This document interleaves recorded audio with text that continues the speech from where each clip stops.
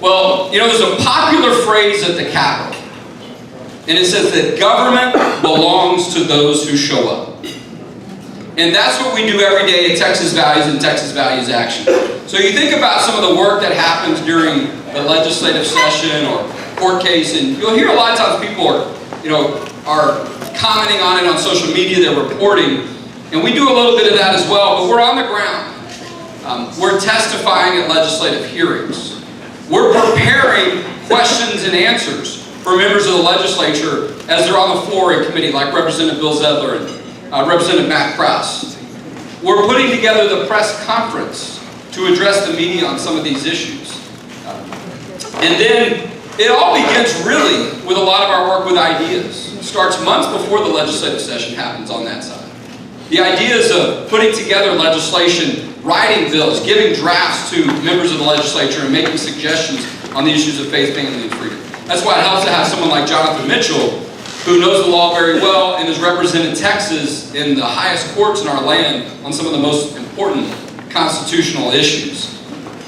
And so, but it's not just about drafting a law, getting a piece of legislation through the system. It's really about then what happens later. When the bill is signed into law by Governor Abbott and there's a challenge in court, you will see us and our team as a part of every piece of the process when it comes to law and policy, from A to Z.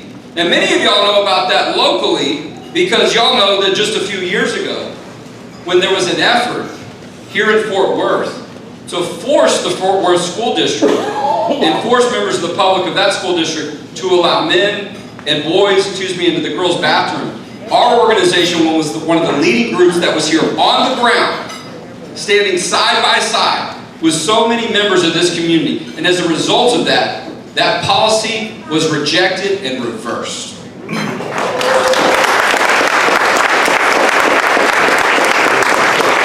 Now, I'm proud to say with a team of 10 members, we do have people in all 254 counties of the state that are a part of our work. Right? Texas is a big state. And look, I'm fifth generation Texan.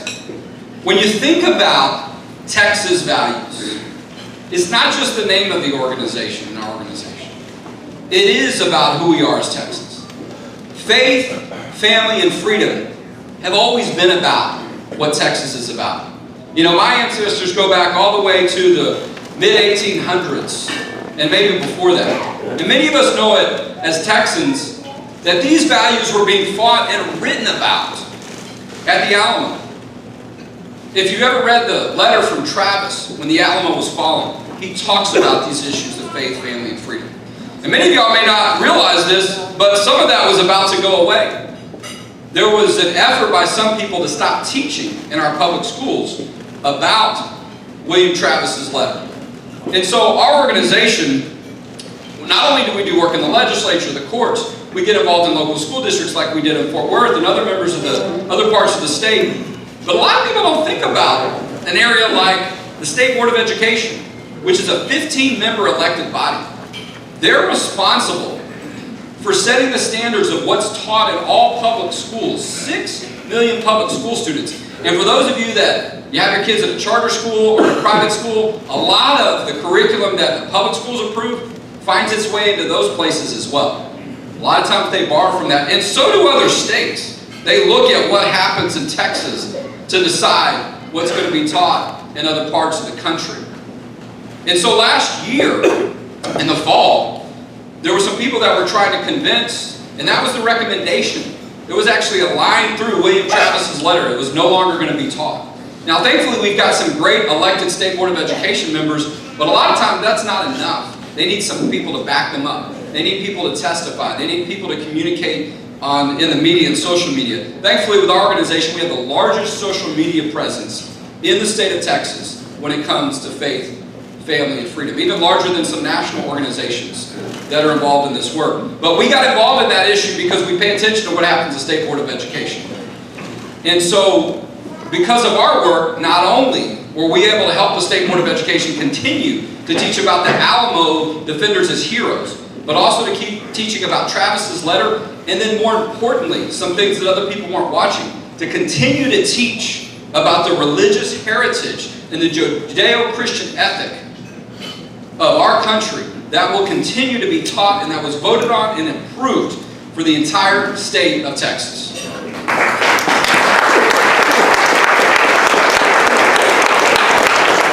But I bring that up because I want to give you an idea of some of the work we've done really in the past year, if you will, that started in last fall. But I bring up the Travis example because, you know, it's interesting. You wouldn't have thought that there would be these kind of attacks. But we found it happening. And it was so ironic because the name of the building where this was taking place, where there was a vote about whether they would continue to teach about the William B. Travis letter, is the William B. Travis building, which is 2 to 3 blocks north of the Texas Capitol. And so, but we oftentimes need those reminders, and that's such a big part of what we do. Our office is about 2 blocks from the state capitol, about 5 blocks from the State Board of Education building, the TEA building. And so we're able to respond very quickly. And so not only do we work the legislature, we'll do work around the state, but you know, we started from a larger organization, if you will, Kelly Shackelford's organization, Liberty Institute at the time called Free Market Foundation. I mentioned David Walls and I were a part of that entity and started Texas Values in 2012 because we saw attacks, even then, on our values. Not only were people trying to redefine issues like marriage, but they're trying to redefine the issues of religious liberty. They were even trying to convince us to no longer be proud to call ourselves Texan. To really be ashamed of that, right? And some of the influx that we see in people that live here that want to redefine those values. And so that's why we started the organization then. But a big part of the work we do is having presence every day at the legislature and at the Texas Capitol. All 140 days. Matt Cross can tell you, yes, we were there every day. Bill Sedler can tell you, yes, we were there every day. And I'm sure that they were thankful for that, but yes, they saw us there every day. Because that's what it takes in order to have that type of impact. So let me tell you a few things that happened during the legislative session, and then I'm going to bring up Representative Matt Krause and Colonel Alan West. There's a folder on your table, and it's got a wrap-up of our legislative session if you haven't seen it. And the title of it is, They Thought It Was Dead. And you know, if there's anything that we believe in as Christians, it's a good, if not a great, resurrection story. And there was one to be told this legislative session. And so you go through this piece, I'll take 3 of the highlights of the things that we worked on, and I'll get back to the resurrection story. But you know, this is the 4th session in a row that Texas Values and Texas Values have helped lead members of the legislature to passing a pro-life and a religious liberty bill that both have been signed into law now by Governor Abbott. And 2 of those on the life issue include city government. Not only is Austin ISD in trouble down there, but so is their city government. Did you know they had a city policy of giving Planned Parenthood, the largest abortion provider in the country, a sweetheart deal to rent a government facility with 3,500 square feet for $1 a year for 20 years with an option of another 20 years. The market value of that lease contract, if anyone else would have had to rent that space from the city collectively over that time, was $40 million. That is revenue that did not go to the taxpayers. Well, Senate Bill 22, which was authored in the House by State Representative Candy Noble, and in the Senate by Donna Campbell, is now law. It's been signed by Governor Abbott. It was passed bipartisan and is now outlawed, that procedure by Planned Parenthood and that government contract by the City of Austin. Yeah. But I want y'all to know the work on that bill did not start at the Capitol. It started with a very talented young lady named Nicole Hudgens, who's our senior policy analyst. She testified at the City of Austin when no one else was there. She lives in Austin, so do a number of our team members. That's just part of, you know, doing that kind of work at the Capitol. But she testified and no one else was there but her. But our office is about 5 or 6 blocks from City Hall, City of Austin. So we ran down there. I was literally running there. I didn't make it in time. Nicole had got there a little bit earlier, and she gave tremendous testimony.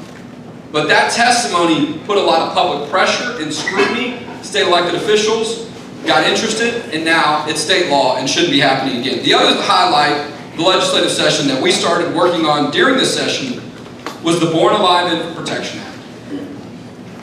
Many of y'all might have saw what happened in Virginia and also in New York, where there was a law passed and there was comments made suggesting by the members of those states that if a child is born as a part of a failed abortion, that the decision of whether or not that child lives is a conversation between the physician and the parents. After the child is born, there's a question about allowing someone and a doctor to still take the life of that child. We would have never imagined that. As a matter of fact, I had the pleasure and honor of representing an abortion survivor. I like to call her an abortion conqueror. Gianna Jesse, who's a little bit younger than me, and an abortion procedure was performed on her at 7.5 months, and she survived. And she's gone on to testify in Congress and state legislatures. So people say, oh, that doesn't happen, and these kind of situations don't exist. They absolutely do. And so leaders of our state, led by Representative Jeff Leach and also State Senator Lois Kolkhorst, there was some wonder and concern about whether or not it was clear in state law of that being out there. And so now HB 16 was passed with bipartisan support, signed into law by Governor Abbott. The Born Alive Infant Protection Act is now state law, and any child that's born as a result of a failed abortion will have full protection of the law, and if they try to take the life of that child, they will be prosecuted. Amen.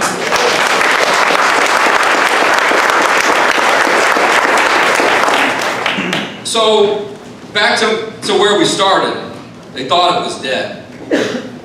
The legislative process will test you. There is no doubt. But if there's something that we believe in as an organization, is we will be there every moment until the last vote, until the last strike of the gavel for the issues that we care about. That's how important they are. That's the commitment we make. And so when the city of San Antonio banned Chick-fil-A from opening up a store in the San Antonio airport, we were just as shocked as anyone else. Now, we've seen attacks before on Chick-fil-A, and people try to do things against them, but to see a government entity in the state of Texas take a public vote and then make public comments making it clear that the reason they did that was because of the religious beliefs and the donations that were charitable donations of religious nature that Chick-fil-A made to the Salvation Army and also to the Fellowship of Christian Athletes. There was no question what this government action was about. Now, we had a bill that had been filed by Representative Matt Krause called the First Amendment Defense Act. It had been filed before, not this session, but the one before as well, so the second time in a row. And it dealt with a few more different issues, not just that issue. But the nature of it was about making it clear, because of your religious beliefs on marriage and sexuality, the government could not punish you for a variety of different ways and settings. And so this happened in the middle of the session in March 21st, I remember it. So within 3 weeks, we put together the Save Chick-fil-A Day. We worked with members of the legislature. That bill got crafted and molded to include specifically the issue in San Antonio to make sure it applied to that and not just that. And we got it passed, and we got it moving in the House. Got a lot of support because a lot of people were outraged. We got to do something immediately. So we get to the House floor, and the bill dies on the procedural point of order on the last day. There are deadlines in the legislature. I think it was May 9th or 10th. And so the opposition, including members of the legislature from around this area, were celebrating on the House floor like you would not believe. I mean, you would have thought that the bill was so comprehensive to them that it would have really applied almost to their own existence. So they exaggerated the focus of the bill, but there was no clear. This was a significant victory for them to have this bill go down on a procedural issue. And they thought that was it. They thought it was over. And look, I'm going to be honest with y'all. A lot of people would have felt that way and believed that because there wasn't a whole lot of time left. But the sophisticated nature of our organization, we also had a bill in the Senate that related to the same issue. We'd already been talking about members just in case. So 11 days later, we got the bill moving in the Senate. It passed the Senate. Then it went back to the House. It passed by a majority, by bipartisan support. And the Save Chick-fil-A bill died and was resurrected and has now been signed into law by Governor Abbott.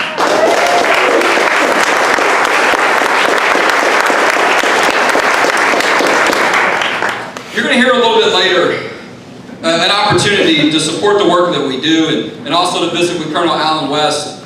But I want you to read through this so you can hear a little bit more detail and hear from Representative Matt Krause about some of the work going into this issue.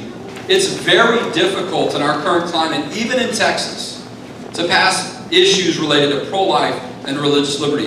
And when a bill dies on the House floor on the final day for House bills to pass, to really bring something up and get it moving in the other chambers and then come back, it's almost unheard of. It's incredibly unlikely that it happens. But we know how important these issues are. We know that people are watching not only in Texas, but across the country.